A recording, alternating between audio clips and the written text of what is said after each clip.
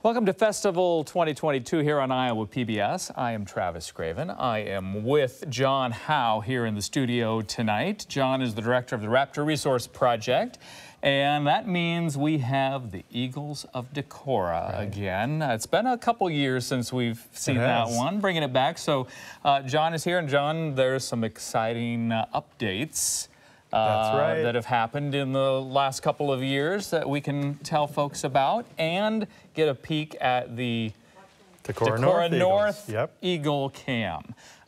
So we'll take a peek at what the Eagles are up to, and the work is still ongoing, and people are still interested in those Eagles, aren't they? There's millions of people that watch them every year. It's just it's crazy neat to see that interest in nature, and it's a great time of year. It's right. The Eagles have just laid eggs here, and she's sitting on, actually this is the male now, sitting and incubating eggs, but we're going to get to talk about this stuff and see how this whole process works. It's pretty neat. And that is the live view of the camera, the Decorah North Eagle camera right now. So there were a couple of them here there a moment ago as we were monitoring it.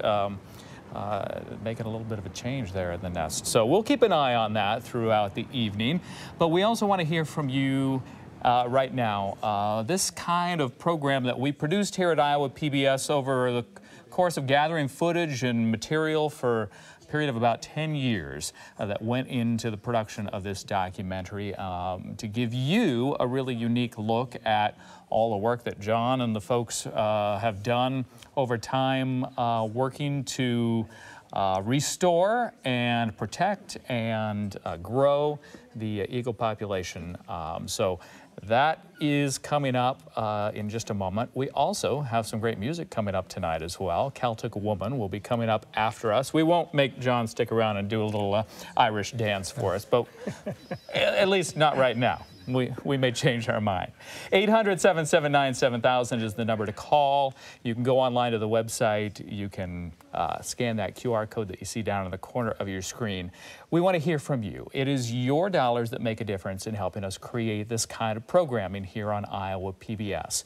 You've done that in the past and allowed us to produce this kind of program, and now we're asking you to invest in the future so that we can continue doing that wonderful work. It's so exciting, and it's fun to go out and talk to you folks that are really passionate about these issues and these things, and to be able to bring it to you. So let's go now to the Eagles of Decorah here on Iowa PBS. Thank you so much for watching, and thank you for supporting.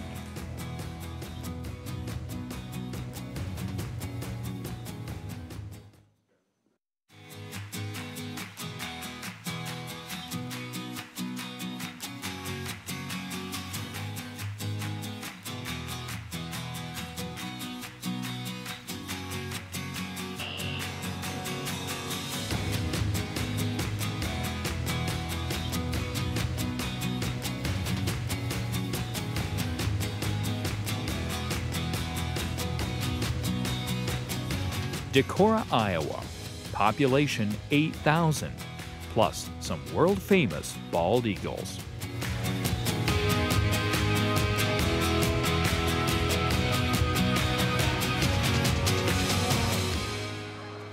This picturesque corner of Iowa is where one man's relentless promotion of raptors met a perfect match. Bob Anderson spent years developing research among a pair of bald eagles in Decorah, Iowa. From documentaries to the worldwide web stream of an eagle nest, Bob's work opened hearts and minds to the comeback of an American symbol. But few escape nature's wrath, including the Eagles of Decorah.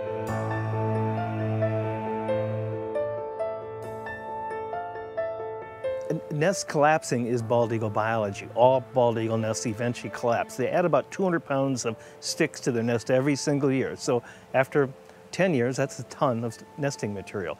And in this case, it's a cottonwood tree where the limbs are known to be pretty fragile. So that nest could come down tomorrow. It could come down in 5 years. There's no way for us to call the shots on that. And that the reason why they came to that tree where they're at, their old nest collapsed.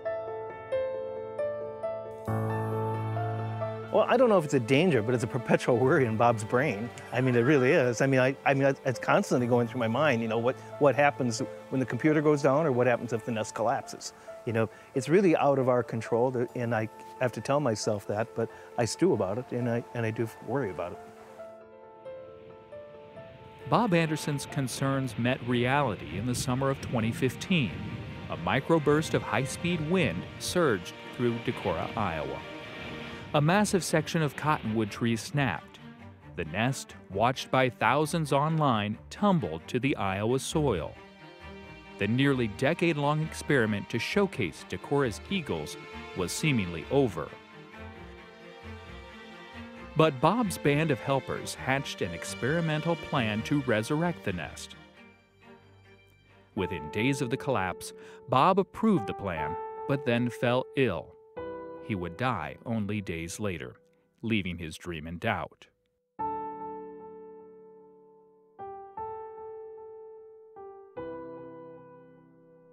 His life's work and the efforts of dozens more would mark the beginning of a new chapter for the Eagles of Decorah.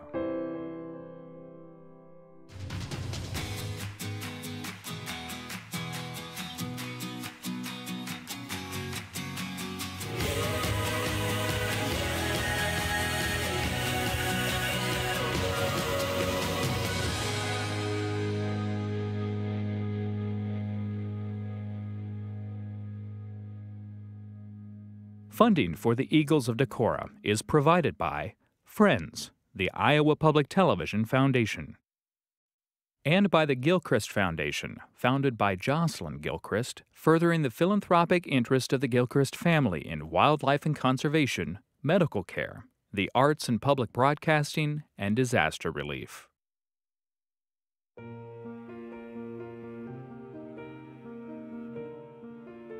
So this area is very prominent. It's also, you know, pretty large rock, and it's in the just immediate proximity of all the historic cliffs where the peregrine nested, both in Minnesota, Wisconsin, and in Iowa.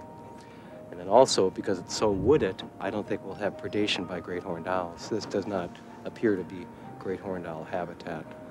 So it just, for that reason, it just appears to be a safer place to launch off some birds and get them to survive.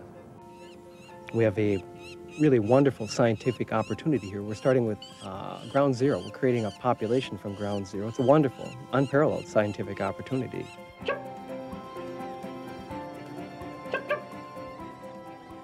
Bob Anderson spent much of his career nurturing raptors, like the peregrine falcon in the 1990s.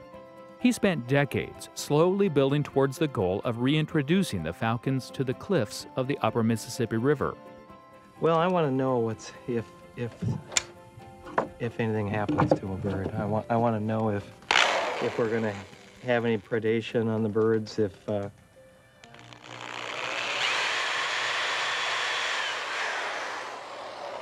you know, if any were killed by a great horned owl, or if any were killed by a mink. If we could just monitor them for the first, you know, maybe 72 hours once they're released, that's the critical time. Well, this is kind of the culmination of about 20 years of dreaming. You know, just you know, a lot of help from a lot of people and friends. We finally have falcons that are going to be released on a cliff on the Mississippi River and try to create a true wild population. It's the final goal, and it's a needed goal and a necessary goal in peregrine recovery.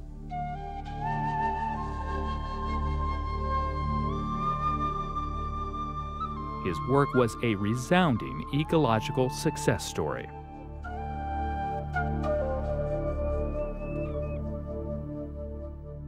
By 2005, Anderson and wildlife cinematographer Neil Rettig had turned their collective attention to the comeback of the American bald eagle.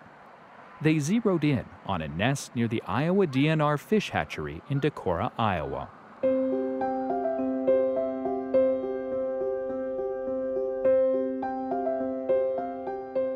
They actually will take roadkills. And one day I saw an eagle near Decorah come down and take what I thought was a woodchuck or something off the road, and I thought, wow, if we can document that, that'd really be cool.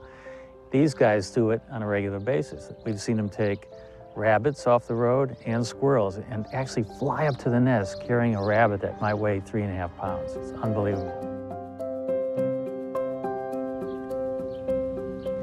The unique thing about this nest is that it's right across from a state fish hatchery.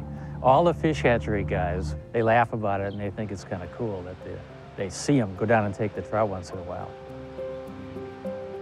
This particular location is awesome because these birds are totally used to people on lawnmowers, barking dogs, and I can sit here without being in a blind, standing right here, and the eagles would behave totally normally. You know, at first when I looked at this female, I thought there was something kind of funny about her head. But then I noticed when I got this long lens on that she was missing an eye. And to me, that makes it even more remarkable that she is so successful at hunting and taking fish, because a raptor has to have depth perception. And without two eyes, it's just staggering that she can be as successful as she is. Sometimes I don't even know how I can do this because I've sat in blinds for as long as, 14, 15, 16 hours. Sometimes I've slept overnight in blinds. And with animals like eagles, it can be boring. For example, the female here has just been sitting for 6 hours, hasn't done anything. So that's the toughest thing. If you don't have patience, you might as well forget it. It's not going to work. Reddick would film segments of the PBS Nature program from his perch near the hatchery. Together with Bob, they built a Nest camera to document the eagle family. The next year, the camera became a live feed destined for global stardom. Last year we had 78,000 unique computers logging on from 130 countries, and I thought that was incredible. This year, my webmaster, Amy Reese, was able to send a 24/7 feed to Ustream. It's almost like watching live TV, and it's gone viral. I'm really hoping that we've got the sites from every country on the planet. That's my hope, is every country on planet Earth is logged on. But it is, right now, with over 100 million total views, it's the most watched video stream on the internet. People talk about how technology separates us. But if you look at this, technology and the Eagles really brought everybody together. So there's also kind of that feeling of cohesiveness and community among people who watch it. And that's also important to them. It is one of the reasons why you get sort of super fans. It's probably been the best wildlife education tool that I could have ever imagined. I mean, people don't understand what the cruelty of nature and the wonder of nature, the fact that a few weeks ago we had 7 inches of just slushy snow, and both the adult male and the adult female came in and were sheltering the babies, and it was powerful, powerful. So this is really I think it's really educating a lot of people about really what's going on in the circle of nature when it comes to wildlife, in all aspects of wildlife. It's a huge, huge learning tool, and that's really good, it really is. And then this one switches to infrared at night, IR, which is night before last, they were coming and going all night long. Huh. So contrary to what people didn't know, the bald eagles are nocturnal. So nobody knew that before. It's never been published. We've learned that the eagles are often flying and coming and going in the middle of the night. And that's an unknown. I mean, even though we thought that everything was learned about the bald eagles, so to learn something new and plow new ground, it's really kind of exciting. We learned that the males will sometimes even bring food in the middle of the night. And then by being able to zoom in sometimes, we've actually seen that, at the egg hatching and just how it's breaking up, just in nature in its rawest, purest form. And really that's the driving force of the Raptor Resource Project, to be an educational tool. And this is a science curriculum in many schoolrooms throughout the world. So, and we also had a raccoon in the nest night before last too. In the nest? In the nest, yeah.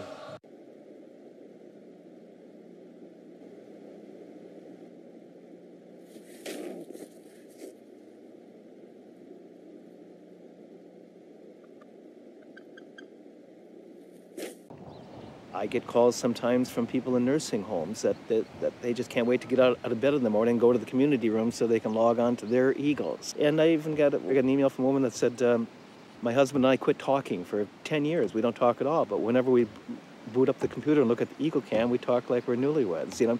This Eagle Cam touches many people in many different ways, besides being a wonderful, wonderful environmental education tool. I know that people sometimes turn to the Eagle Cam when they're going through difficult experiences in their own lives. So we have people who are sick, people who are very elderly, who can't get outdoors. So the cam is really important to them as a window on the world. It's a way that they can get outside their own lives and experience something else. We have people that are just feel really compelled by the eagles, and they just love to watch them, and it's really very important to them. To them, it's like stepping into something different and learning about something new. We do hear a lot of concerns about cold and snow, especially when they lay eggs, because sort of everybody's idea is that if an egg gets too cold, even for a little bit, the developing embryo or bird within will immediately die. And that's not the case, but it's not a fear that goes away. So people worry about that a lot. Decorah Police Department, or the fire department, told me they got a whole lot of calls about please getting something up in the tree to shelter the eaglets from the weather. So that was one we heard quite a bit of. We've seen eagles covered with snow in a snowstorm when they're sitting on eggs. Most people probably wouldn't have any idea that, eggs can survive that. So quite a learning experience.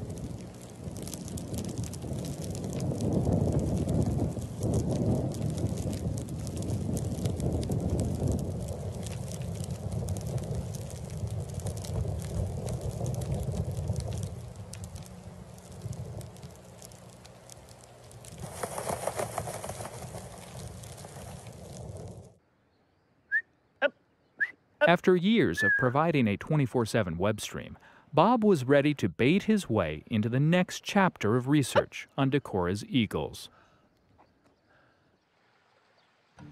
Actually, it began last year when we started, people would ask me, what happened to the babies from last year? Where are the babies? Where'd they go? And I couldn't answer that. I really couldn't. So working with Brett Mandernack.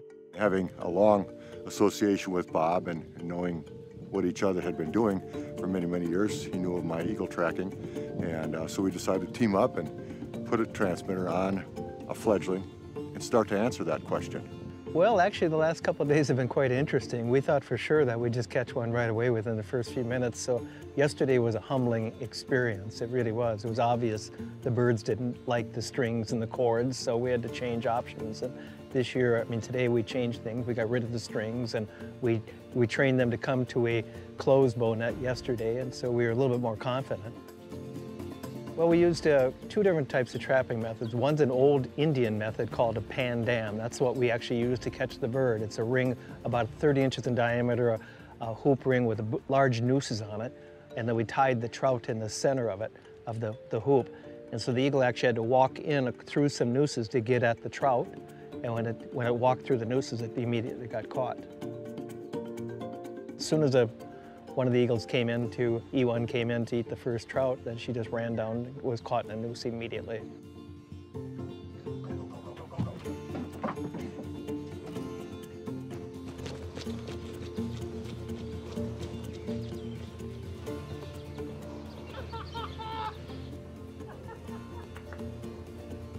It was a huge relief off my shoulder when I was able to grab that leg of that bird, because I knew once I got a hold of that leg, I knew we were home free.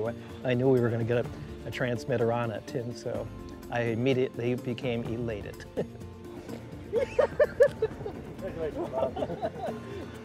Oh.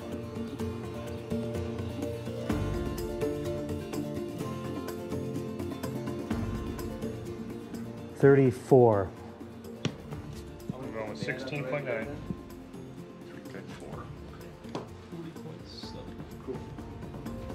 Again, that one's not even necessarily full grown at this age, but...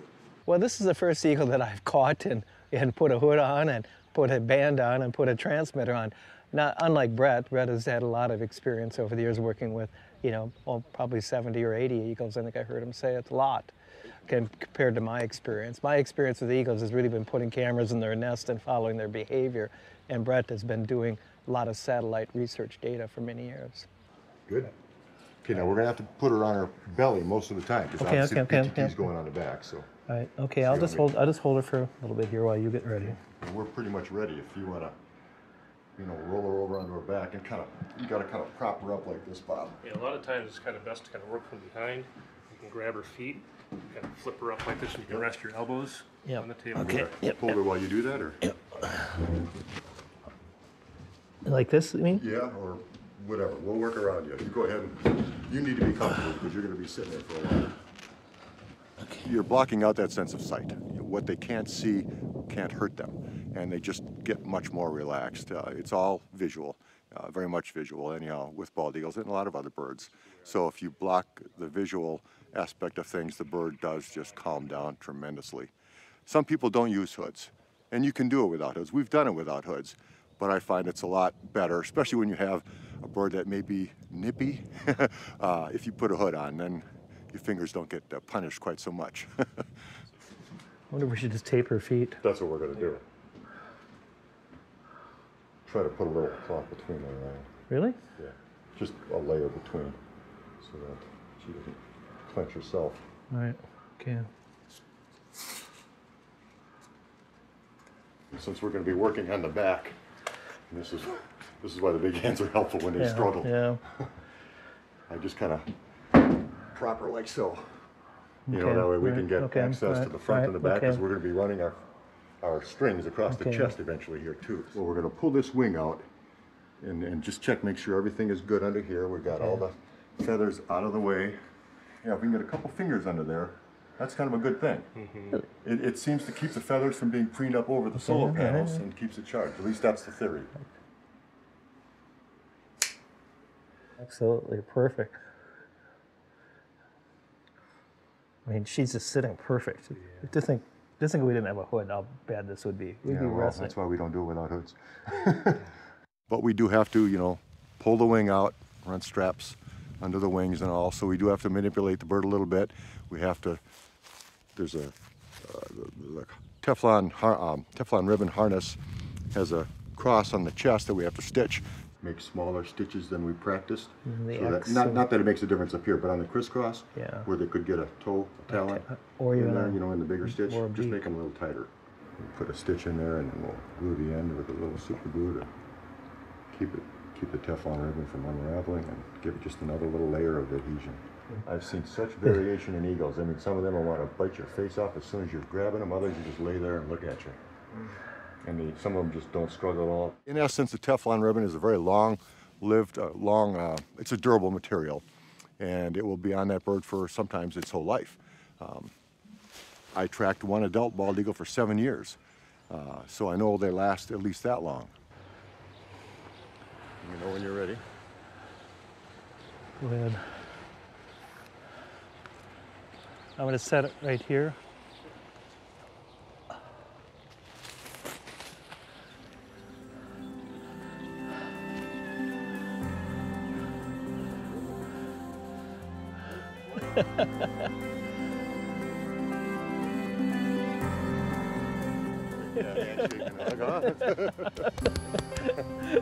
Hey, excuse me, here comes our baby right here with the bird on it, with the transmitter on it, right there, flying. I could see the transmitter on her back with the naked eye. A huge relief. I mean, a huge relief. This was just, wow. I mean, so many people have worked so hard to get to this stage. It just took months and months and months of work, but it came about. She was fascinating, to say the least. The first year was pretty much as expected. You know, it left Decorah in August and went up around the point of Lake Superior in September and kind of turned around, went back into Wisconsin, hung out there. What happened after that was pretty surprising. Well, we do know that a lot of young eagles tend to go north, and that's just a general trend. And this last summer, when she went to northern Wisconsin and northern Minnesota, nobody was surprised. But for her to set off for the Arctic and cover it in just a few days and be 1,000 miles, she's closer to the North Pole than she is Iowa right now. So, I mean, that's just amazing. A lot of people are really surprised. 1,000 miles straight north up to Polar Bear Provincial Park on Hudson Bay. What a surprise. I mean, all the eagle experts are surprised. I'm surprised. Who would have guessed that an Iowa eagle would be up in the Arctic?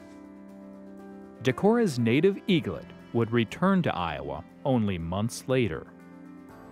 If she came back to this area to nest, she'd probably stay here then year-round. But right now, she's a wandering bird. She's young. She doesn't have a territory. She's too young to breed. She's kind of a nomad. That fall, Bob set out to track down his nomad eaglet, still equipped with a transmitter and fresh off its return flight back from northern Canada. 10, 9. I'm thinking, yeah, we're within. We're real close to it right now. I should switch the attenuator. Stopping on county roads in northeast Iowa, Bob constantly triangulated the eaglet's signal until finally discovering D1 in the bare trees above a nearby cornfield. It's an exciting day. It's always nice when you get a signal, and it makes it even better when you finally get to track down the bird and confirm that you can see the transmitter on the bird's back. You know, to actually, get a signal, like an hour ago when we got the first signal, I mean, I get a little bit giddy almost. And then as the signal strength increases, you just kind of, know that you're getting close. And so, it was a little bit difficult today, it really was, but we finally cracked it and got her. It's incredible, it really is. Every day, I get up and the Argos data comes in at 6 minutes after 6 in the morning, and it's like opening a Christmas present to see where D1 is and where D14 is, and it really is. It's just fascinating, And then to plug those coordinates into Google Earth or ArcGIS and just take a good look at where the environment is. So it's fun. It really is. It's great. It's exciting. Bob Anderson's excitement was contagious. Volunteers from Northeast Iowa and as far away as Massachusetts built a network of help around the Raptor Resource Project team and the Eagles of Decorah. All of it was encouraged by a lifelong Iowan, Willard Holthouse, whose land across the street from a fish hatchery became the command and control center for 24/7 Eagle broadcasts, and a point of inspiration for everyone involved. I was pretty surprised to see an eagle trying to build a nest that close here, so it was pretty interesting for a while they were doing it, and then they had their first baby, and it was an interesting situation. Well, they explained everything what they were going to do, and I thought it was a good thing, and I thought it was a way of giving back to the community since I lived around here all my life, and I think everything is working out good on both sides, or all the sides. So I wish I would have been a sociology grad student when we started this, because we were in it to first, for the make the documentary American Eagle, and then what we could learn, with the cameras in the nest, be able to watch them 24/7. But what we've seen from human nature, falling in love with these, I mean, they watch them for an hour and they become their eagles. They forever keep watching them, and it's worldwide. It blew me away. The town loves them. And, in a practical sense, they love what they do for the town.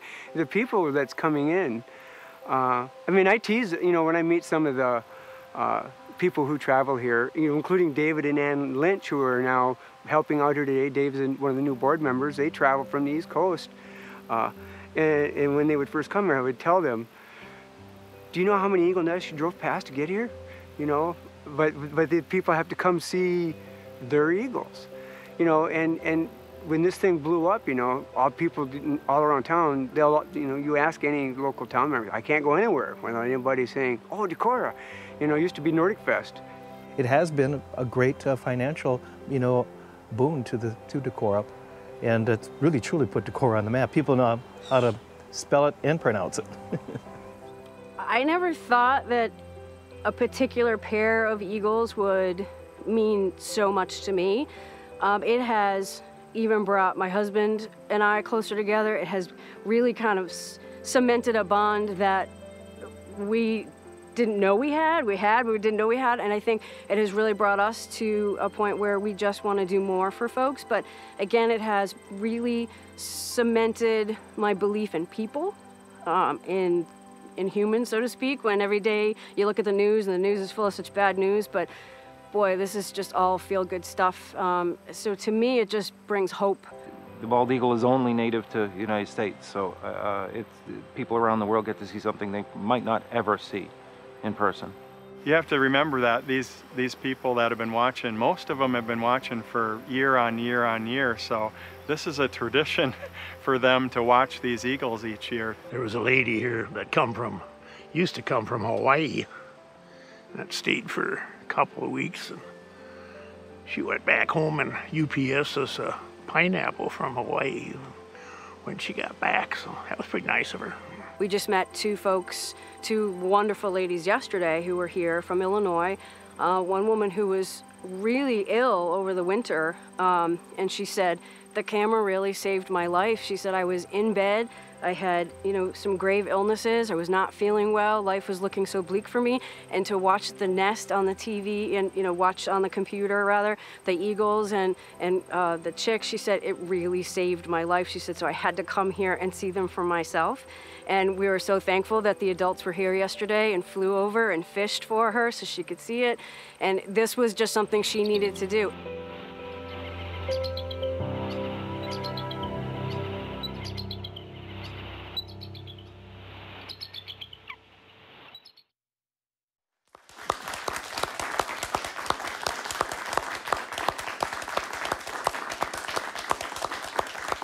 You are enjoying the Eagles of Decorah here on Iowa PBS. I'm Travis Graven, and I am with John Howe with Raptor Resource Project, who helped us put together this wonderful documentary that we've been bringing you for a few years now.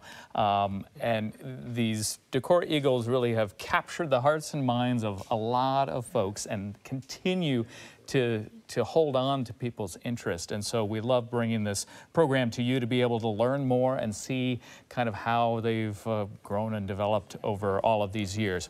We want to hear from you right now if you value this kind of programming. 800-779-7000, the number to call. You can go online, you can scan the QR code. We've got some great thank you gifts we'll tell you about in just a moment. But John, we saw in that first segment of the show how things started with the streaming. Right. We have a look at the Decorah North Eagle Cam, which is going now in a little bit different location.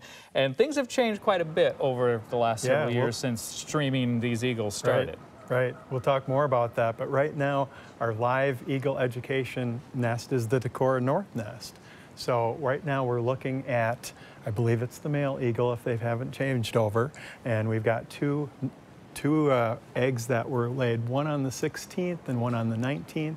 So they're kept warm right at like 99 degrees, and they're warm and being incubated, and they're starting to develop right now. So cool. Pretty great time of year in the eagle nest. And we can hear them too in the background there, which is really, really cool. Just the quality of the video and the audio that we have on that eagle cam. So fun to watch, and we're going to talk a little bit more about what has changed in recent years, but we want to get over to Dana Lane, who's standing by with us here in the studio with more on those thank you gifts that we have to offer you. Dana? Thanks, Travis. I'm so excited to be here. I actually consider myself a little bit of an animal enthusiast. I actually work at the zoo and I get to see eagles every day there, but it's so cool that we can bring this programming right to your home and you can see all of the things that these eagles are doing in this nest. I just think that's such a great way to bring nature into your home and really push that conservation message there. It's an honor to have these eagles here in Iowa with us and be able to watch them nest with their new baby chicks and their eggs and developing that family. I can't wait to show you guys these amazing gifts you're gonna get here. When you call in at 800-779-7000, these are the gifts we have for you guys. First up, we have the Eagles of Decorah calendar, the 2022 calendar here for you. That's gonna be a sustainer gift of just $5 a month. Or you could do a one-time gift of $60. So really great value. Next up, we have the Eagles of Decorah DVD. That's going to be this program you're watching right now. If you want to take that home and watch it every day with your family, can't get enough of those eagles, that's just a sustainer gift of $5 a month. Or again, just a one-time gift of $60. Next up, we have our Return of the Iowa's Bald Eagles second edition book. There's really great photography that really embodies the everyday life of these eagles. Again, that's just a $10 a month sustainer gift to get this second edition book, or just a one-time gift of $120. Just do it all in one go. That's going to get you this second edition book. Now, say you can't have enough of it, you want that second edition book, you want that DVD, and you want that 2022 calendar, we've got that for you. You can do the combo. That's just going to be a $17 sustainer gift. $17 is going to get you all that content, which is a really great value, I think.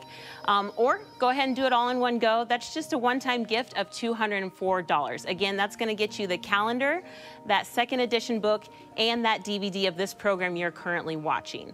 Now to kind of change gears, we've got some really great eagle prints here by Pat Buckley Moss. This first one up we've got for you is Dinner in the Cottonwood Treetops. Really great photo. She actually made these prints particularly for Iowa PBS. So this is kind of a one-of-a-kind print that you can get here tonight. Again, that's just going to be a sustainer gift of only $15 a month, or a one-time gift of $180 is going to get you this really cool print. The next print we have up that Pat has also signed, as I should have mentioned before, she actually has signed these prints for us. So again, another really cool opportunity to take part of. But we have the second print here called Pip Watch. You can see the two in the nest landing in there with their chicks. Such a great photo. Such embodies the that nest vibe so well. Again, that's going to be just a sustainer gift of just $15 a month, or a one-time gift of $180 is going to get you that wonderful print here that Pat Buckley Moss has signed for us. As I mentioned before, I am a nature advocate. I love seeing these eagles. I love learning about all the different behaviors they exhibit. And the researchers, they've put so much time and energy into watching and learning from these really cool eagles, and just seeing how they live their lives it's just something you can't beat. And it's so great that Iowa PBS can bring it to us so we can watch in our homes. Again, if you reach out, call 1-800-779-7000. Keep our volunteers here busy, you know, get those gifts. Or you can go online to iowapbs.org and you can get those gifts in that way as well. Back to you, Travis. Thank you, Dana. Lots of great gifts of ways that you can enjoy the Eagles. And John, people can't seem to get enough of them, as we've discovered over the years. We were talking a little bit earlier, the camera location has changed from when we filmed this documentary. It was right next to the Decorah fish hatchery. Right. Good planning on you guys' part to have a backup camera in place, because the Eagles have moved. Why would they move? So they do that. Just they're kind of unpredictable, and they're nest builders. They love to build nests. So usually there's an alternate nest. That's a pretty common thing with eagles, and we just don't know what's going to happen. In both cases, with both Decorah nests, they've both come down. You'll see in the movie here that we rebuilt this nest. We also rebuilt the Decorah North nest that we're watching right now. That nest came down in 2018, and we rebuilt it more structured, you know, sound, so it wouldn't come down like it did, and they've adopted that nest. So we're getting pretty good at learning how to build what the eagles want, and even doing a little bit better engineering job on some of it too. Well, and part of that learning process is involved with these cameras, right? I mean, people are observing how the eagles are behaving, what they're doing, and that's informing you know, your understanding of how they live and nest. Right. And we get up in those nests when the eagles are not active, when we can do that, and we maintain those cameras so we can get that. It's just like you're in a chair sitting there watching and becoming part of that eagle family. Just an unimaginable experience to sit and pull that up and watch it. I think Bob would have been so amazed to see the difference, you know, as we transition into the HD. And now the audio that we get, it's just like you're right up in the nest. So pretty cool. Yeah, and you've been seeing some of those thank you gifts that we have to offer. Again, this program, the Eagles of Decorah, is a program that Iowa PBS produced. It is something that only Iowa PBS can and does do, telling a story that's right here in our own backyard in Northeast Iowa, and bringing that to you in a way with this wonderful videography, with the storytelling, the interviews with all of the key players like John and Bob, and the footage that spanned years and years that we worked on to build this documentary. That's what Iowa PBS does, and that's what your dollars of support right now can do. The Eagles, you say, even though they've moved to a different location, that's still their territory by the Decorah Fish Hatchery, right? Right, and we see them every day. They show up on the Y branch, they'll show up in the maple tree. They're still snatching trout from the hatchery ponds there.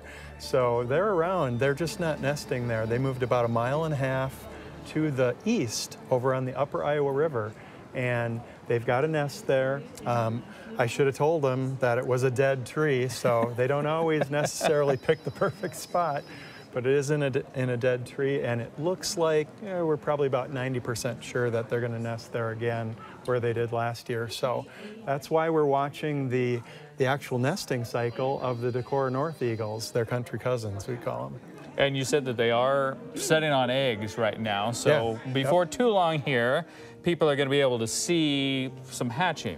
Right. Hopefully see some hatching. Right before the beginning of April, we're expecting to be on hatch watch, and we'll see that first possibility. You can actually hear the eaglet that's getting ready to break out of the nest. You can hear it communicating with the parent, and the audio is that good. It's just amazing. So we'll be looking forward to that after this incubation period and looking for the hatch of this next round of eaglets coming out. Really, really, really cool. Again, your investment in Iowa PBS helps make programming like this happen. So we want to hear from you right now. 800-779-7000 on the website, scan the QR code, whatever's easiest for you. Make that investment and ensure that we can go out and produce the next great documentary here at Iowa PBS. We'll be back with more with John in just a moment, but let's get back to the program right now. More of the Eagles of Decorah here on Iowa PBS. Thank you for watching, and thank you for giving.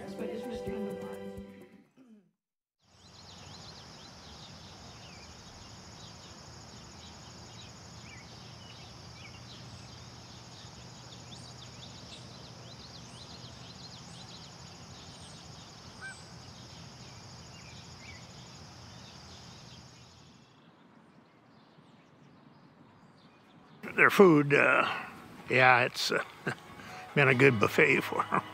I think that's probably a big reason why they stick around here.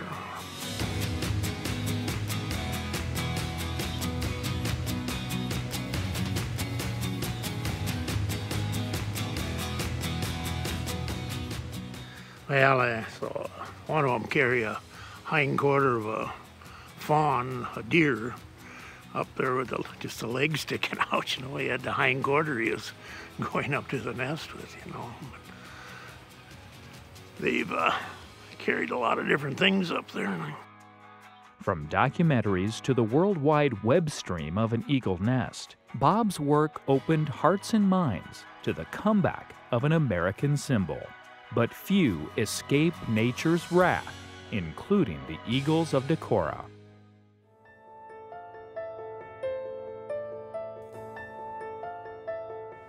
Nest collapsing is bald eagle biology. All bald eagle nests eventually collapse. They add about 200 pounds of sticks to their nest every single year. So after 10 years, that's a ton of nesting material. And in this case, it's a cottonwood tree where the limbs are known to be pretty fragile. So that nest could come down tomorrow. It could come down in 5 years. There's no way for us to call the shots on that. And that the reason why they came to that tree where they're at, their old nest collapsed. Well, I don't know if it's a danger, but it's a perpetual worry in Bob's brain. I mean, it really is. I mean, it's constantly going through my mind, you know, what happens when the computer goes down or what happens if the nest collapses. You know, it's really out of our control, and I have to tell myself that, but I stew about it, and I do worry about it. Bob Anderson's concerns met reality in the summer of 2015. A microburst of high-speed wind surged through Decorah, Iowa. A massive section of cottonwood trees snapped. The nest, watched by thousands online, tumbled to the Iowa soil. The nearly decade-long experiment to showcase Decorah's eagles was seemingly over. But Bob's band of helpers hatched an experimental plan to resurrect the nest. Immediately, several of us said it might be a good idea to try to build a man-made nest. It has been done before by a couple other organizations. I know there's one organization in Canada that's been successful at doing this. Not only for the eagle cam, I think for the benefit of the cam, but also for the benefit of the area, keeping the eagles here. It's a great area, habitat-wise, for them to be in, and it's a very safe area. It's not like it's never been done before. There is literature on doing it, and people have done it successfully. But I think people, because they're engaged in this and they're part of the story, they were really excited and interested about what would happen next. So it's not sort of a hypothetical nest that somebody built once that they've never really heard about. This is their nest and these are their eagles. Within days of the collapse, Bob approved the plan, but then fell ill. He would die only days later, leaving his dream in doubt. His life's work and the efforts of dozens more would mark the beginning of a new chapter for the Eagles of Decorah. One of the things Bob Anderson did before he passed away was he connected all of us as a group of people. It went really quick. I mean, memorial, celebration of life service for Bob. The next week was planning and building N2B. I mean, we were basically hatching that plan and figuring out what the details were going to be right after that, knowing how serious that was. We've got a window of about August and September that we are able to get up into a nest and do work in it, so we knew that we had just this little time window.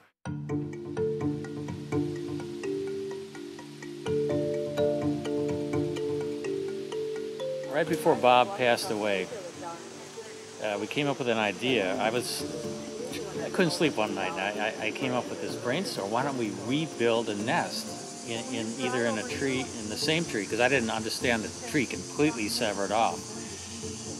And then I ran it by Bob, and about 5 days later, he called. And this is when he was quite sick. And he said, "Oh, this is an awesome idea. We got to do it," you know. And so he was so excited. I thought, well, we got to do it. We've got to carry on Bob's dreams. And so we're here today.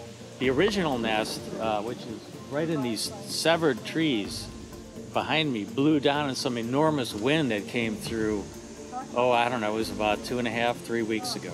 Yeah, this is the original nest N2 that came down in the storm. This is the tree. You can see the great super crotch that they chose. It was a good site. The tree looks solid. You can look up in the trees, 3 big branches broken. So you can see the event that happened. The trees are not rotten. And you can see the size. This is still a young nest. The process, well, it first involves finding a good crotch, a good branch configuration that's going to hold a nest. And, you know, we want to make sure that there's easy flying access for the eagles coming and going.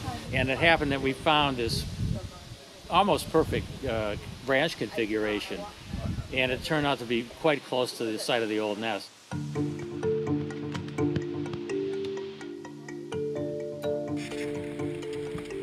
Pull a climbing rope up, go up, and then build the foundation, which consisted of 4 2x4s bolted onto the tree.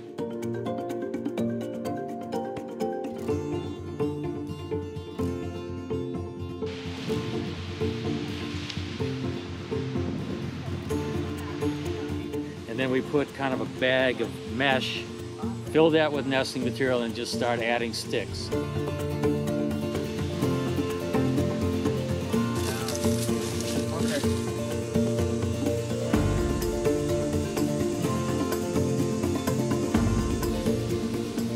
Almost like making a giant Christmas wreath.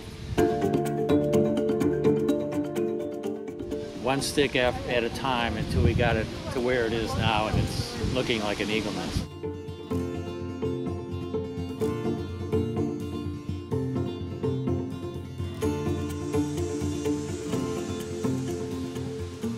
There has been artificial nests made, and eagles have occupied them. So I mean, it's not an original idea. It's the first time we've ever done it. I've done it with red-tailed hawk nests to attract owls for filming purposes and things like that. So this is a first time for me, but I think there's a darn good chance it'll work. Because Bob did it, we're going to do it just kind of as a ritual, but we're going to put in a couple of dead squirrels up there. And, you know, sometimes Bob, after climbing up and installing cameras, he'd leave a treat for the eagles, either a dead squirrel, a rabbit, or maybe a fresh trout from the fish hatchery. So we're going to do that today. If Bob was here right now, he'd be jumping up and down. And, you know, we'd probably all be celebrating with a couple of beers afterwards. He would have been happy as hell.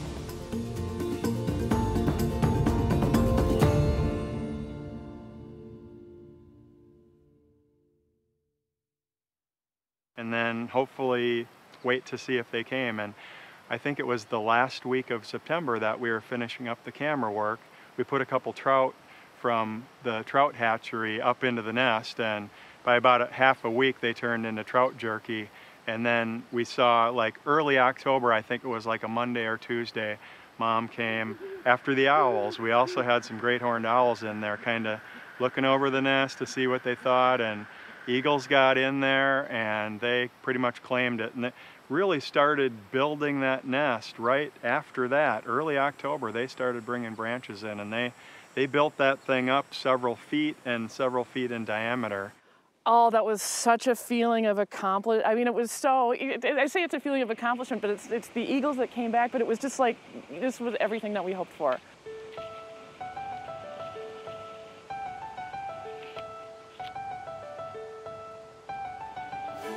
The eagles began adding sticks to their nest,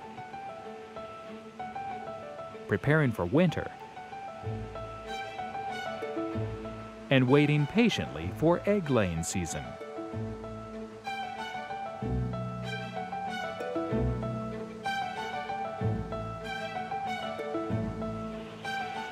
In the waning days of February, the mother eagle even had to fend off a pint-sized intruder who disturbed her slumber. But this mouse is unlikely to make the same mistake again.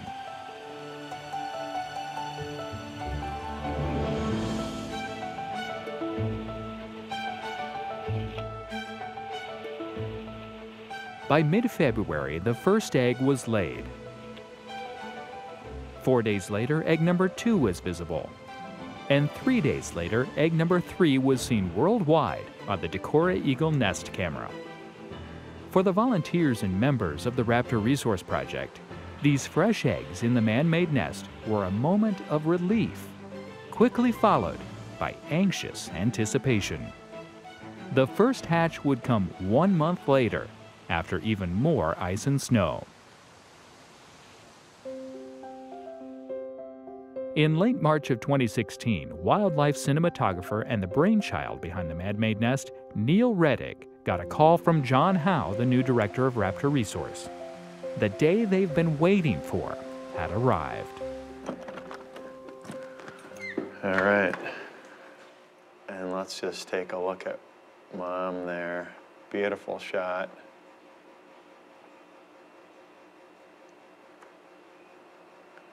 And they have just built this rim up around here. Everybody has just been going crazy because we can hardly see in there, you know, very rarely. Just this morning was the first views, as far as I know. Although we've been tracking the crack and the hole in the egg now for 2 days. She's hovering a little bit more. They do that once a chick or an eaglet is actually hatched. She'll kind of sit more as an umbrella cover over them and won't sit down quite as tight to the eggs as she had been. So I was figuring it would be more towards the middle of when the 3 had been laid. They're almost exactly 3 days apart for all 3 chicks. What do you think? Look at this. You're Papa. That's it right there. Look at that. This is our first real good shot. She might actually, look at this. I mean, here's what we were just talking about. We'll see if there's any possibility of feeding. I'm not sure. Incredibly powerful talons around that delicate little baby. The way she's boiling him up is awesome. Look at that. When I got the news, I actually started to cry. I know, you told me that. Because, you know, I mean, this is like the culmination of a lot of dreams. For Bob. That's awesome. I can't believe it. Look at that.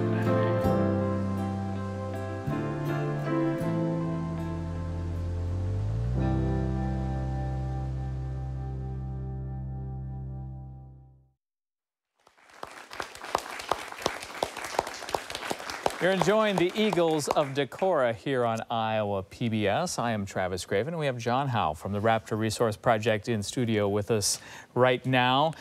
This is a documentary that Iowa PBS produced over the course of about 10 years of gathering footage. I think more than 300 hours of footage that was gathered that we edited down into this wonderful look inside, you know, behind the scenes from the streaming cameras and rebuilding nests that blew down, and just a stunning look, the videography of how these eagles live.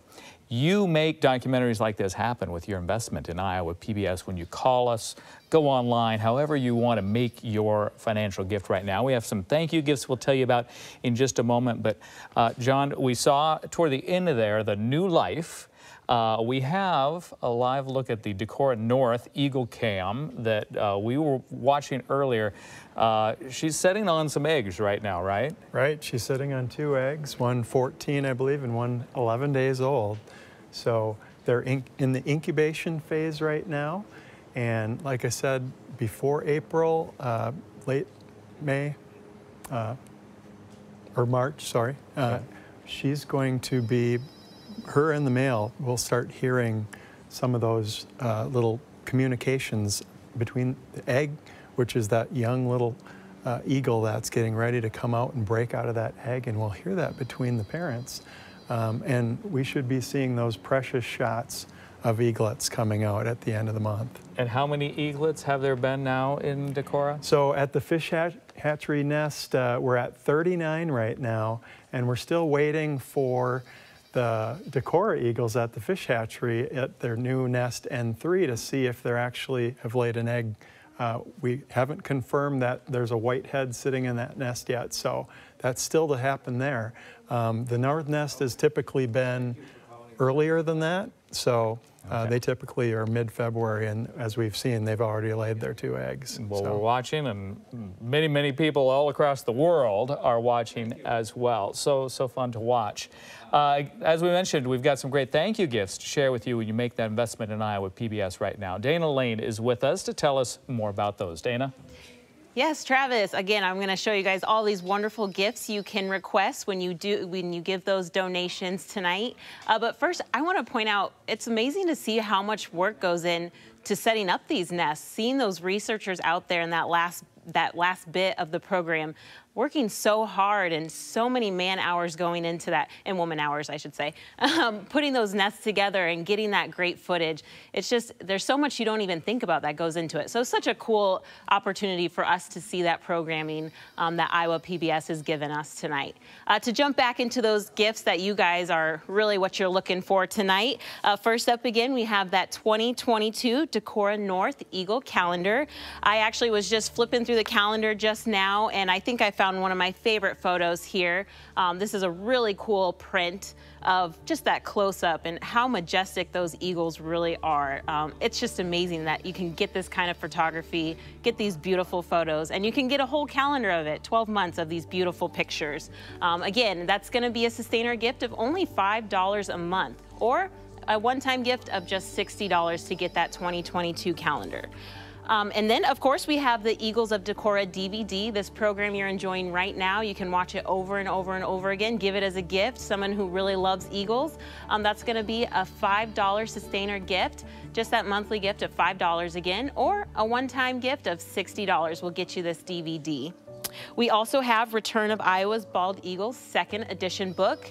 More photography for you guys. Those photo enthusiasts as well as those eagle enthusiasts will love this 2nd edition book. Really cool photos of these eagles here. That's going to be a sustainer gift of just $10 a month. We'll get you this great 2nd edition book, or a one-time gift of only $120. A really good value for what you get with this book here. Now, say those aren't just enough for you and you want all 3, we do have the combo option for you tonight. So you get that 2022 calendar, you get the the Eagles of Decorah DVD, and then you get the Return of Iowa's Bald Eagles 2nd edition book. All 3 of those options there for you. That's a great value, only $17. That's a $17 sustainer gift to get you all 3 of these items, or just a one-time gift of $204 for that combo, the calendar, the book, and that DVD, just $204, a one-time gift.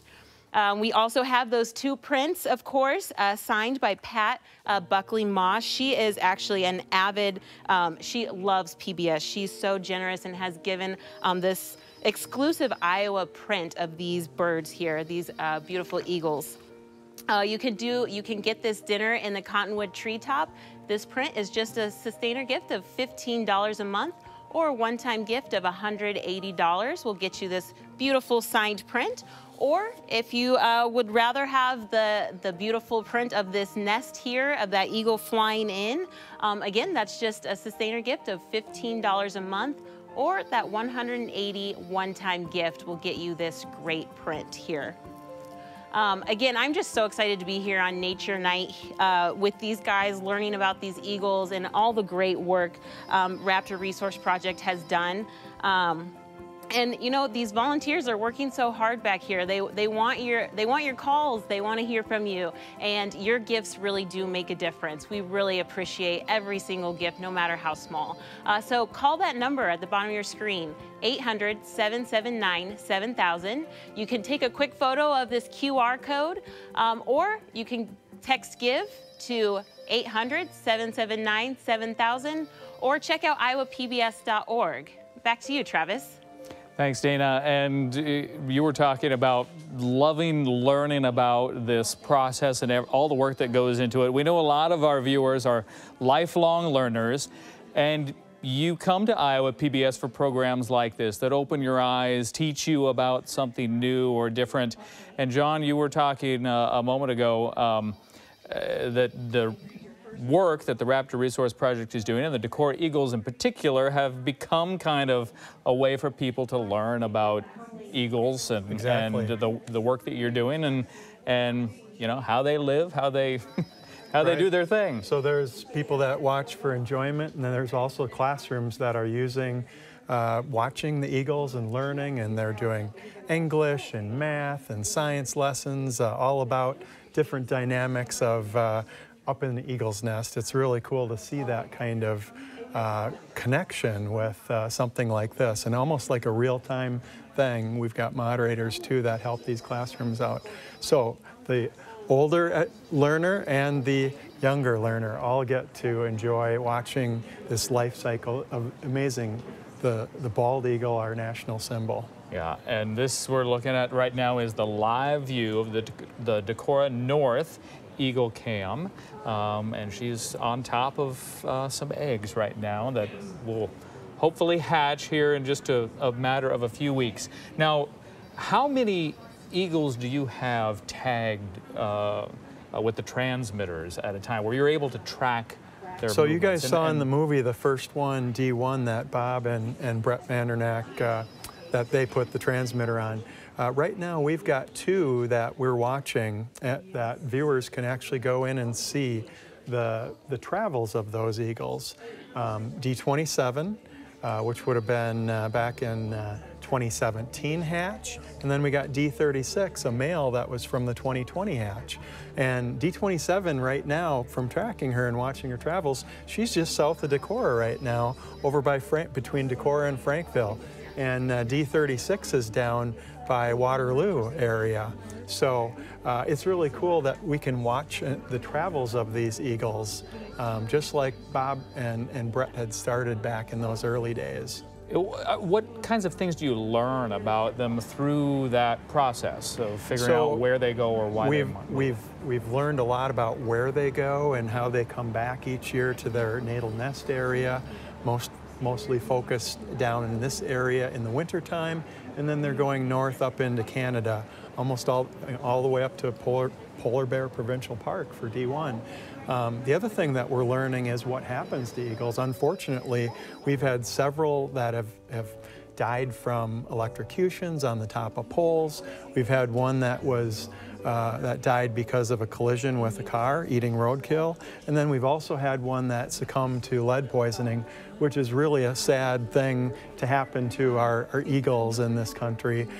We just need to try to get the word out and get hunters to switch over to non-lead shot, you know, steel shot and others like that. But so we've learned a lot from just the ones that we've tracked, what their outcome has been. We've got a couple that are still out there that, well, D27, she's 5 years old. She's got a full white head, and she might be settling down one of these days. Yeah, but the interesting thing about a program like this and just the streaming cameras in general that has generated enough interest in the eagles, hopefully that does educate people and people learn more about them, become more interested in them, want to help protect them and conserve our eagle population. So we're all in it together, folks. And you are enjoying the Eagles of Decorah here on Iowa PBS, again, because you and other folks like you have gone to the phones in the past, gone online, made the investment, and allowed us to produce this wonderful documentary.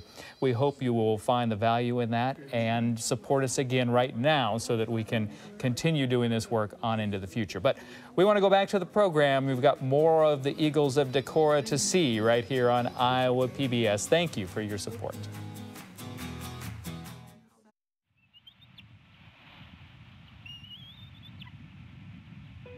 The first hatch of the rebuilt nest was a reminder of why the online camera became such a draw, and not just from Midwestern viewers.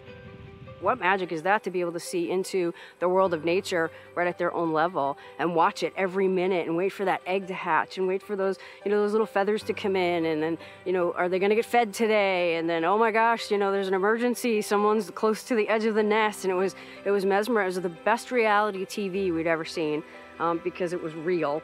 David and Ann Lynch are a perfect example of online observers turned superfans, and then volunteers, both gravitating to Decorah, Iowa from their home state of Massachusetts. Started watching, and soon after that I contacted Raptor Resource Project and started helping them online from Massachusetts with education and Facebook and things like that. In 2012, I made my first trip out here and became involved with the project, still building our eagle population out east. And one of the things I do with my wife is we're avid photographers. So the place to find eagles is, of course, the Mississippi Flyway. So you come to where the eagles are. Every year, my wife and I come and we spend a lot of the summer here, photographing, meeting fans, working with the project. The moments we concentrate on is them actually grabbing the fish from the hatchery and fishing. It is one of the few places on Earth where a photographer can actually sit and not move and take pictures of eagles that close while they're actually capturing their dinner. As the eagle family continued their journey, a second egg would hatch. As the days passed into weeks, the Raptor Resource team knew the inevitable. The third egg would not hatch. And this was the first year since these eagles have been tracked that one of the eggs did not hatch. So, you know, we looked at that. We know the biological reasons. Either it didn't get fertilized or something happened during the development of that eaglet inside that egg that did not continue. The only chance they might have to learn more about the third egg would come 6 months later during a September window to climb up to the eagle nest. But long before that, the Raptor Resource Project would call up an old friend to continue a banding and tracking program vital to eagle research.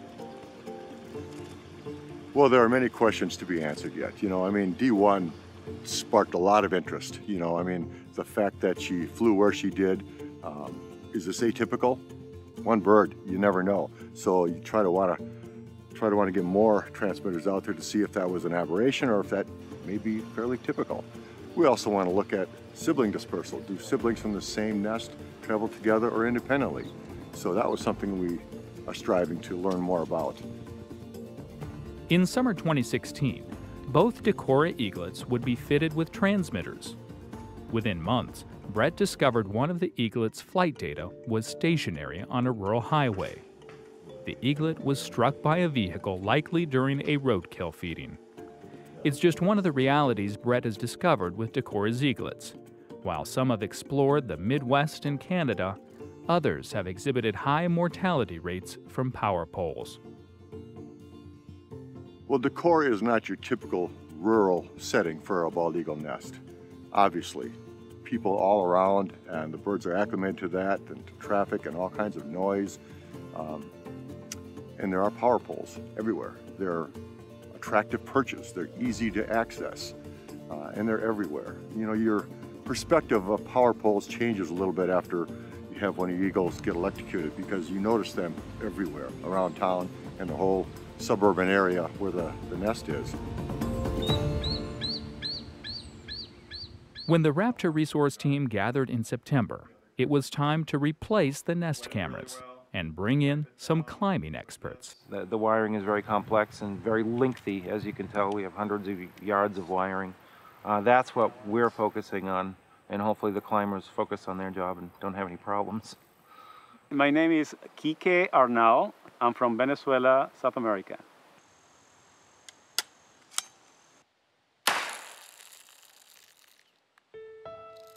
It's a pretty good tool, huh? This thing works great. I was climbing harp eagles trees back in the day in the neotropics in Panama, Darien Jungle, and the Amazon. Trees are smaller here. These cottonwood trees are beautiful, but they're a little fragile, which is not very nice. You know, they break. Something that we climbers don't like very much to happen when you're up in a tree. But yeah, forest is forest. You know, the forests in the neotropics are very different because of all the bugs and all the diversity of insects, you know.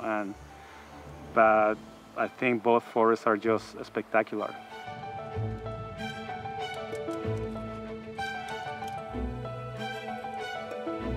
Very efficient technique, but the starting point, you need a good setup of the rope. We are trying to get more than one branch to get the line across. Why is that? Because if one branch, for any chance, one branch breaks and you're hanging from the rope, then there's another branch that will stop your falling. Very end, you do again the same knot that I did. The first one? The first one, you do it at the very end and tie it very, very strong. I think that'll do it, Kike. All right. You pull it, and when I tell you, you release it. Yep. So you try to get high, you try to get the rope close to the nest. It can be too far away, because how do you access, get closer to the nest? It's impossible. Well, it's actually super cool. The eagles, they managed to get this spectacular view of the surroundings, you know. I guess this is very important for them to be able to see everywhere, you know, for other predators coming to attack the chicks, for example, like hornet owls, you know. Also a place where they can just dive and hunt, you know, they can move very quickly. So in general, any eagle nest that I remember has an incredible view.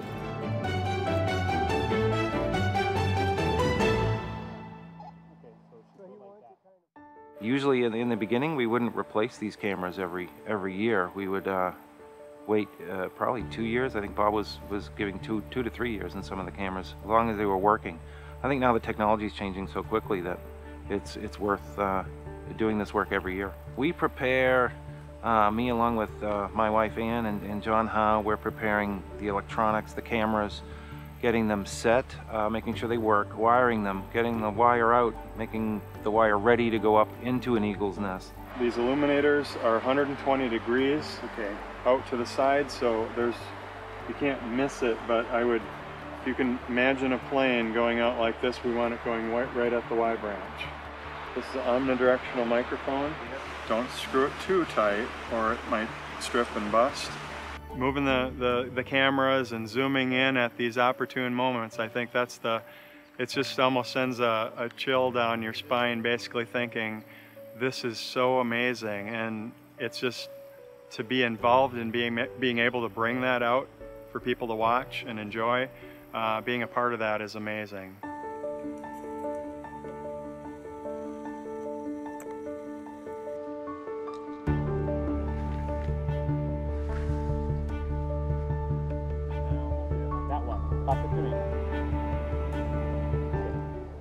It's gonna go like that. If you put it there, you will be able to see the illuminator. When it turns out, you're gonna see. Will this be in view of the camera? Oh, we hide it, but the illuminator has this large infrared. It's infrared. The Allen key that he gave us for the microphone. That's actually one thing exciting about our maintenance activities that we're down here doing this week, and that is that we are actually going to look into the nest and see if that egg is still there. We got that opportunity to take a look at that. Nobody saw the egg being kicked out of the nest, or it looked like it just got buried through the season. So you know what is important when we get to the nest, don't stand in the middle of the nest. Right. So if the egg is there, we don't compress more. The one on the right is the one that they like. That's the one that they like to fly up and come up and sit. So I think we would stay off of that branch. Okay. Main trunk that held the Decorah eagle nest, that fell down here, and actually the nest landed here. Actually, part of the nest, you can see some bones here. These could be squirrel, some smaller bones here.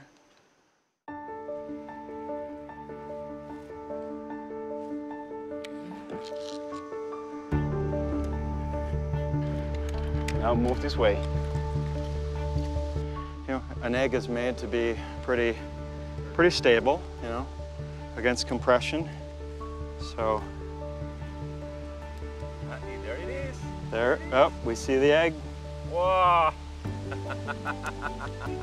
It was down in there, underneath. Wow, great news. Great news is right. We found the egg. One of those little pictures, right? We will want the bag up. It looks like it's fully intact. I think what we're actually seeing here is something very special also. There's not many times in one's life you get to hold an eagle egg in your hand and have permission to do so.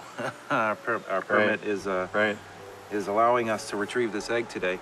Even just 6 weeks after they hatch and then they fledge, those birds are pretty big and they come from this little egg here, so kind of cool, but it is pretty heavy. And it's an honor. Surprisingly to me, pretty solid. Yeah. You called it. And this is the first time we've had one that did not hatch, and we don't know why, but maybe we'll find out. All right, here we go. Transfer. That actually was a surprise to me because we haven't seen that before, and we did get the egg autopsied, and they found that it had never been fertilized. So I'm glad we were able to recover the egg. I wrote a blog about it after we got the report back. It was one of the more read blogs that I've done. It was over 26,000 people read it. So there was a lot of interest in why the egg didn't hatch.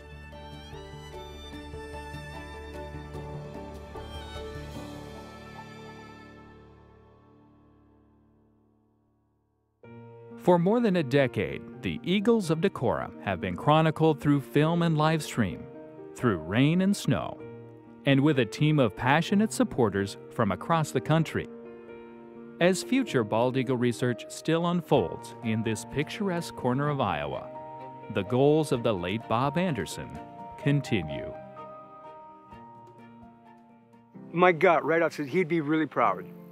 I think he'd be relieved knowing that it wasn't going to end with him. I think that was his whole purpose, was to get as many people as so passionate and excited as he was to carry on what it was that he worked 30, 40 years to do. Bob was concerned that Raptor Resource Project continue after he was gone. He always said, this can't end with me. And I think right now, I hope he's looking down, thrilled at what we're doing. And happy. I think he'd be thrilled if he was here. He'd be thrilled at the new technology we have and the amount of work I think that everyone's willing to do. He would be very proud of everything that's going on here because John has really kept everything going and improving everything. Everyone here in Decorah knows Bob and knew him and a lot of the work that he did. So I think, you know, the big thing there is just I think Bob would be happy with where things have gone here and the dedication to making sure that that continues. That was really one of the biggest things that I heard is, boy, everyone in the Decorah area, you know, everyone across the world who loves these eagles, we got to keep this thing going.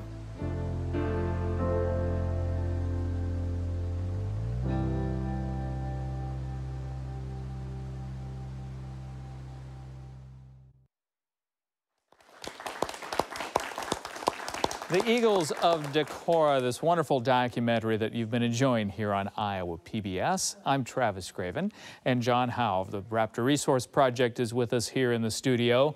We want to hear from you right now, 800-779-7000, the number to call or text. Go on the website, scan the QR code, whatever's easiest for you. Make your investment in this kind of program. We've been able to go out and cover the outdoors of Iowa for many, many years here on Iowa PBS in ways that other people, frankly, are not or don't do. And we're able to do it because of your support. We would love to hear from you right now. We've got some thank you gifts we'll tell you about in just a moment. But John, we've been looking in at the Decorah North Eagle Cam throughout the program. And it's amazing just to look back and think what Bob Anderson started and what the Raptor Resource Project became. And then this Eagle camera that was sort of in its infancy just kind of took off and blew up. Right. That start of the education program and filming American Eagle to start out with, Bob and Neil Reddig, just such an amazing start to that education program that's gone on for over a decade. And so many people have learned about eagles, got connected with nature, and classroom kids have learned about the bald eagle, America's national symbol. It's just incredible to think about where this has gone since those early days.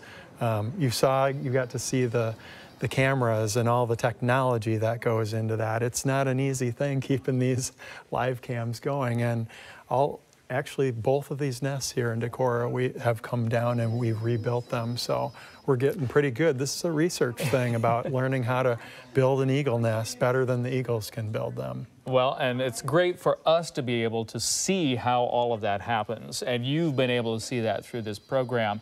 We'd love to hear from you right now. Mentioned we've got some thank you gifts to share with you. Dana Lane is with us here in the studio to talk more about those. Dana? Yes, Travis, our gifts are awesome. You guys are going to get some really awesome content here for these Eagles of Decorah.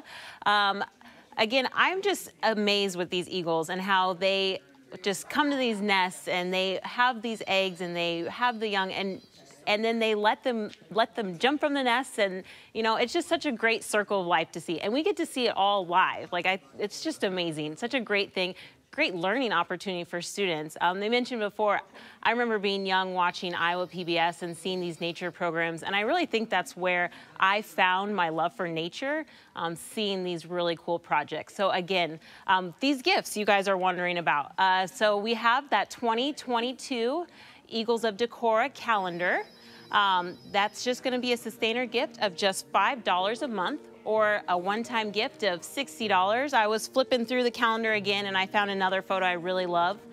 This one here is an eagle sitting in the nest or in a snow nest, I'm not sure. I think the nest is full of snow, but it makes me think of how winter is almost over. And these eggs are about to hatch, and I think that means spring is coming. So I am so excited for that. I am so ready for spring. So of course you can get this 2022 Decorah North Eagles calendar for $5 a month for that sustainer gift, or a one-time gift of $60.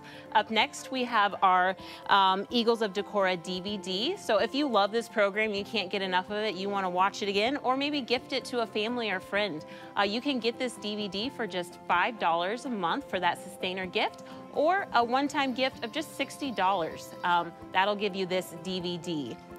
We also have, of course, The Return of Iowa's Bald Eagles second edition book. This book also has great photography, great information about this project. That's going to be just a sustainer gift of $10 a month, or a one-time gift of $120. That'll get you the second edition book. If you want all three, we have that option. We have the combo. That's going to be the 2022 Decorah North Eagles calendar. That's going to be the Eagles of Decorah DVD, this program you're enjoying right now, thanks to Iowa PBS. And of course, you're going to get that Return of Iowa's Bald Eagles second edition book. Now this combo is going to be a sustainer gift of just $17 a month, or a one-time gift of $204. That's a really good value. You get quite a lot of content here, and you can share it with your family and friends or whoever, or keep it all for yourself. whatever you want. And then, of course, we have these wonderful prints by Pat Buckley Moss. Again, a friend of Iowa PBS. We really are so lucky to get these prints exclusively for our members here. This one here is the dinner in the cottonwood treetop. That's going to be a sustainer gift of just $15 a month, or a one-time gift of $180. This print is just really, really cool, and Pat did such a great job embodying the nest and that feeding moment with the parents and all those cute babies just begging for food, begging for more. So get this print, just $15 for that sustainer gift once a month. We also have our Pip Watch print here, also signed by Pat Buckley Moss. This photo, or this print, is also just a sustainer gift of $15 a month, or that one-time gift of $180 will get you this amazing print. Again, I'm so excited to be here tonight, and I'm so excited for you guys to see this great content. Our volunteers are working hard back there, taking your calls. They're waiting for you to call, and can't wait to get you these wonderful gifts. So please call the number at the bottom of the screen, 800-779-7000. You can call or text, or go to iowapbs.org, and that will take you directly to the link where you can get these gifts.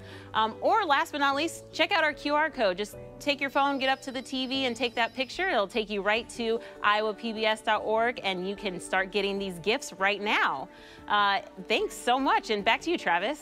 Thank you, Dana. And John, Iowa PBS has worked with you and the Raptor Resource Project for a lot of different things, but for several years on this particular project, filming all of this, gathering all of this material to be able to put into this documentary and bring to everybody, and a lot of folks being able to experience the Decorah Eagles in a little bit different way than maybe they might otherwise.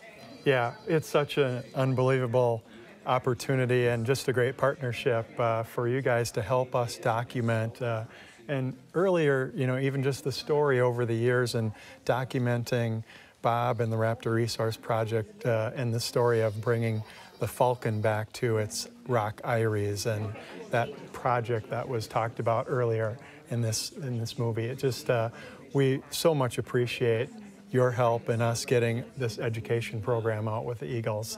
It's just so good to work with Iowa PBS and have partners like you. Well, we appreciate it, and it's part of what we do. We've got just a couple of minutes left, and as we've learned how much there is into studying the Eagles and how much work it takes to build these nests and help sustain the eagle population. There is some good news to share with folks, that in recent years, these efforts are making a difference. The eagles have come back, so to speak. Right. So from way back before we were here, 500,000 eagles, 500,000.